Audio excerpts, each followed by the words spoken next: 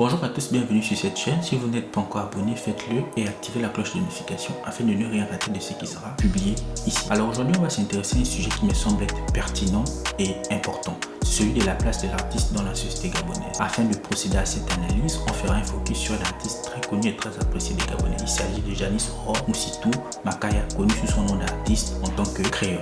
Alors, est-ce que Créole, en produisant des musiques aussi provocatrices qui flirtent parfois avec l'érotisme, a pour objectif principal de dépraver la jeunesse gabonaise? Ou derrière cette stratégie ne se cache-t-il pas un plan marketing bien huilé et surtout une volonté de l'artiste de pouvoir affirmer la place du sujet féminin dans cet environnement et surtout dans la société gabonaise en reprenant les codes de la musique américaine qui respecte ici la logique de The Baddie ou de Bad Bitch que des artistes tels que Nicki Minaj, Doja Cat et Megan Thee Stallion appliquent. Donc voilà les deux axes ici qui vont sous-tendre notre analyse.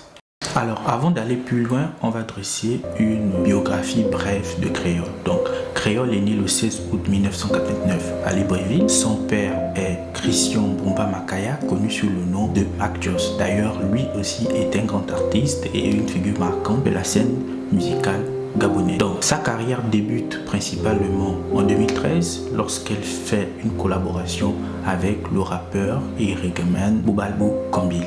Cependant, sa carrière va réellement décoller en 2017 lorsqu'elle collabore avec Chanel sur le titre Bonobo. Donc c'est à cet instant que finalement elle va se présenter à l'opinion publique gabonaise et que les critiques sur son style musical et sur finalement la profondeur de ses textes vont pouvoir ici émerger.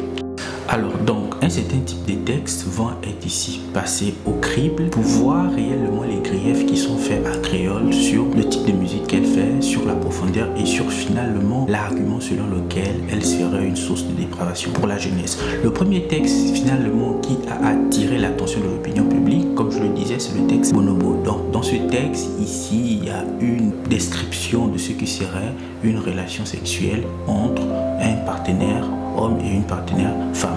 Le texte qui peut aussi susciter la critique, c'est le texte Ngori avec des paroles assez scandaleuses que les uns et les autres ont critiquées. On va terminer ici avec le texte Bougie 144 qui lui aussi va sur le même terme ici en empruntant un langage cru, un langage grossier. Donc globalement, ce sont ces différents textes-là qui ont suscité l'interrogation au sein de la communauté nationale au Gabon. C'est-à-dire que les gens se sont dit pourquoi Créole produit des tels textes? Est-ce là le rôle d'une artiste à avoir des textes aussi crus, des textes qui ici vont peut-être ici conduire la jeunesse à être pervertie? Donc il y a un certain nombre d'éléments sur lesquels on peut s'appuyer pour dire que Créole pourrait être une source de perversion pour la jeunesse gabonaise. Cependant, est-ce que finalement c'est une volonté affirmée de l'artiste de produire de tels textes aussi provocateurs avec ici une couche d'érotisme dans le but de pouvoir quelque part ici choquer? Est-ce une réelle stratégie de l'artiste pour pouvoir tout simplement ici parler de la sexualité de façon débridée, ou cela cache finalement une stratégie marketing et surtout une volonté pour l'artiste de montrer l'affirmation du sujet féminin dans ce sens que le corps féminin il est libre de s'exprimer et que la sexualité féminine ne doit pas être ici analysée au prisme du regard de la société globalement masculine, parce que ceux qui émettent des critiques au sujet du style musical de Créole sont en général les hommes qui estiment que les propos qu'elle tient sont chauds. Donc finalement Créole produit ici une musique qui suscite la critique pour les raisons que je venais d'évoquer. Cependant, est-ce réellement la volonté de l'artiste de vouloir tout simplement parler de sexualité, ou bien derrière une réelle démarche artistique, une réelle démarche de la femme dans la société?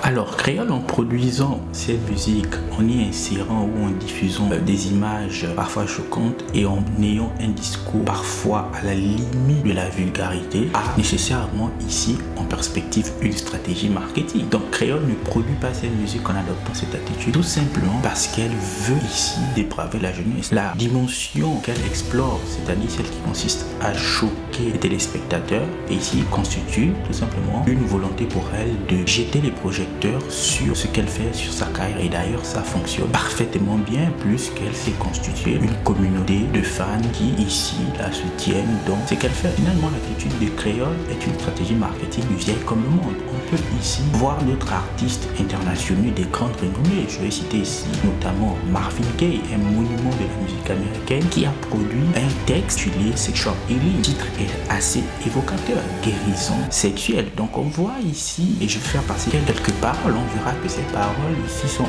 autant choquantes que les paroles que Créole a mis dans ses musiques et qu'elle diffuse dans ses clips. Donc on voit qu'une stratégie marketing telle que celle que Créole utilise est une stratégie qui est dans le circuit de l'industrie musicale depuis des années, bien avant qu'elle-même soit ici intégrée dans cet environnement. Donc on voit bien que Créole ici explore une stratégie qui a toujours été explorée par ses pairs. Donc le sexual healing au Ngori ou ici au Bonomo, on est peut-être aux États-Unis et le Gabon, mais on est toujours là dans une stratégie marketing qui n'a rien à voir avec une volonté de pouvoir pervertir ici la jeunesse. Mais plus loin que cette démarche artistique et marketing, il y a ici une volonté, une réflexion sur la place du sujet féminin dans la société. Peut-être que Créole, en ayant écrit ces textes avec ce producteur, n'avait pas eu conscience de cette dimension, mais il y a une profonde dimension politique et idéologique dans l'attitude et dans les textes qu'elle produit.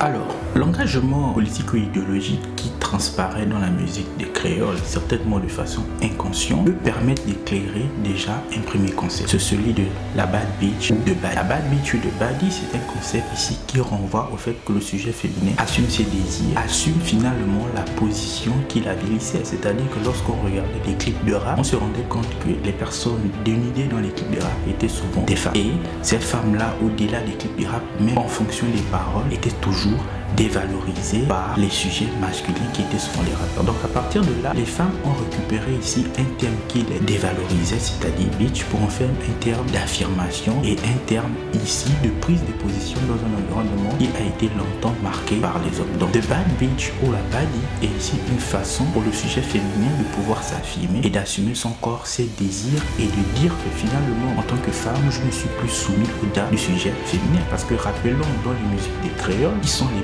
principales critiques de ce que Créole fait en termes de production musicale et en termes de texte, ce sont les hommes. Ce sont les hommes qui estiment que c'est assez provocateur et que c'est assez vulgaire, alors que l'industrie du rap a longtemps fonctionné de la sorte. Si on s'intéresse aux textes de Snoop Dogg, de Jay-Z, de 50 Cent, on va voir qu'il y a toujours ici cette rengaine, cette métaphore qui renvoie au sujet féminin. On peut parler de Candy Shop, on peut parler de plein d'autres textes. Donc Créole ici, au travers de cette clip, comme je le disais inconsciemment, a mis en avant un combat idéologique et un combat ici de genre. Créole en tant que femme a permis certainement à d'autres artistes gabonaises de s'affirmer. On le voit naturellement sur la scène musicale gabonaise. Donc ce marketing dévoile finalement une figure marquante, c'est celle de la bad bitch ou de baddie.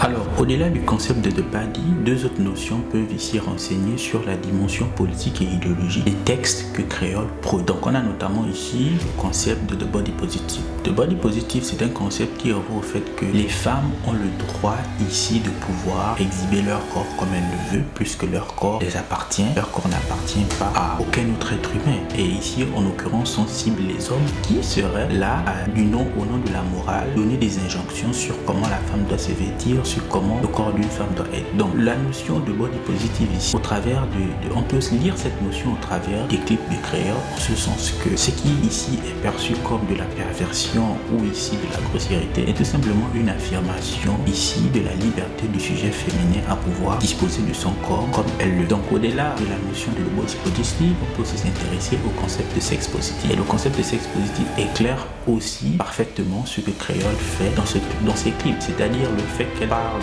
ici librement de sexualité, on voit parfaitement à ce que le concept de sexe positif développe, c'est-à-dire qu'on est ici dans une approche de la sexualité qui se veut être libre, débridée et qui ne serait pas ici contraint aux préceptes de la morale ou aux préceptes de la religion. Donc on voit que finalement la stratégie de Créole et de ses producteurs n'est pas ici une façon de pervertir la jeunesse, c'est déjà une stratégie marketing et au-delà de la stratégie marketing, ceci est un engagement politique et idéologique pour cause des femmes. Peut-être que Créole elle-même ne l'a pas perçu, mais de toutes les façons, ce sont les éléments qui se dévoilent dans ces textes et qui apparaissent peut-être pas dans la société gabonaise, mais qui dans d'autres sociétés, notamment la société occidentale, sont mis en avant. Maintenant, à la fin, on pourrait dire que cette approche serait peut-être pas en adéquation avec la réalité sociale et culturelle des pays africains, notamment des pays négro-africains, à l'instar du Gabon. C'est-à-dire qu'on est dans des pays où on a une société extrêmement conservatrice, où la femme est contenue à un rôle bien précis, où elle doit avoir une certaine attitude, ici qui vient des injonctions du sujet masculin. Donc cette approche peut être aussi abordée, elle fera peut-être office d'une prochaine vidéo sur cette chaîne. Donc je vous remercie d'avoir regardé la vidéo. On se donne rendez-vous pour aborder un autre sujet qui concerne la société gabonaise. Merci, au revoir et à bientôt.